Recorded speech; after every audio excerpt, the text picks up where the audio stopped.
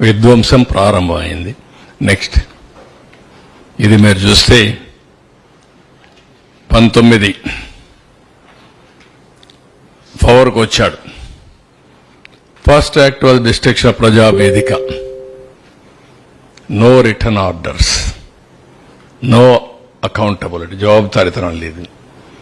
ఒక చిన్న ప్రాపర్టీ కొట్టాలన్నా నిర్ణయం చేసేటప్పుడు ప్రాపర్ ప్రొసీజర్ ఫాలో కావాలి. ఎలాంటి ప్రొసీజర్ ఫాలో కాకుండా ఇది చేయడం, అక్కడి నుంచి 3 రాజధానులు అనౌన్స్ చేయడం, ఆ నుంచి బీసీజీ రిపోర్ట్ ఒకటి తేవడం, జిఎన్ రావు కమిటీ వేయడం, కేబినెట్ సబ్ కమిటీలు వేయడం, ఎన్ని విన్యాసాలు చేయాలనో అన్ని విన్యాసాలు చేసి విధ్వంసానికి ఏం చేయాలో అన్ని చేసే పరిస్థితి. ఈ విధంగా ఉన్నటువంటి ప్రజావేదిక ఈ విధంగా తయారు చేశారు. అది అట్లే ఉంది ఇప్పటికి కూడా.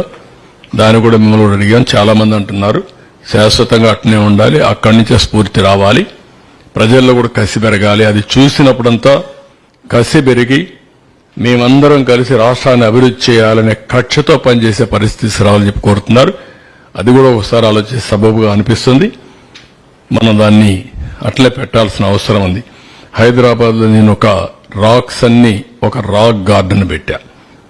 భవిష్యత్తు తరాలు చూడాలంటే ఈ ప్రాంతం ఏ విధంగా ఉందో ఆ రాక్ గార్డెన్కి పోతే ఈ విధంగా రాళ్లుండేటివి, ఇక్కడి నుంచి ఈ మహానగరం వచ్చిందని చూడడానికి ఆ రోజు పెట్టాం. నెక్స్ట్ ఇక్కడికి వచ్చినప్పుడు 1631 రోజులు. ప్రపంచంలో ఎక్కడా ఇంత ప్రొటెస్ట్ ఉండదు.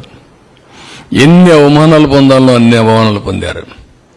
రాష్ట్ర భవిష్యత్తుకు ముందుకొచ్చారు. సెంటిమెంట్ వదులుకొని రాష్ట్రం బాగుంటే మేం బాగుంటాం ఉదారంగా ఆ రోజు భూమి ఇచ్చారు. భూమి ఇచ్చిన వాళ్ళు రోడ్డు మీద పడ్డారు. ఎన్ని అవస్థలంటే ఇలాంటి అమ్మాయిలందరినీ మహిళల్ని ఎంత అవమానం చేయాలంత అవమానం చేశారు.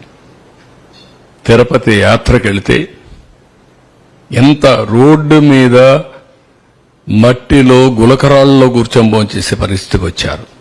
పక్కన హాల్స్ కూడా ఇవ్వనీయకుండా చేశారు. ఒక రాజకీయం కాదు, ఊర్లోకి పోతే ఇది చేశారు. కడాన శ్రీకాకుళం వరకు పోవాలని యాత్రకు పోతే మధ్యలోనే దాడులు చేస్తే అక్కడనే వదులుకొని వచ్చే పరిస్థితికి వచ్చారు. ఎక్కడ చూసినా రాళ్లతో వీళ్ళ ఇష్ట ప్రకారం చేశారు. వీళ్ళ త్యాగం ఊరికే పోదు. అదే నేను చెప్పిన చరిత్ర అన్నాను. ఆ చరిత్ర తిరగరాయడానికే ప్రతి ఒక్కరు త్యాగాలు చేశారు. ఆ త్యాగాలు చరిత్ర ఎప్పుడూ గుర్తుపెట్టుకుంటుంది.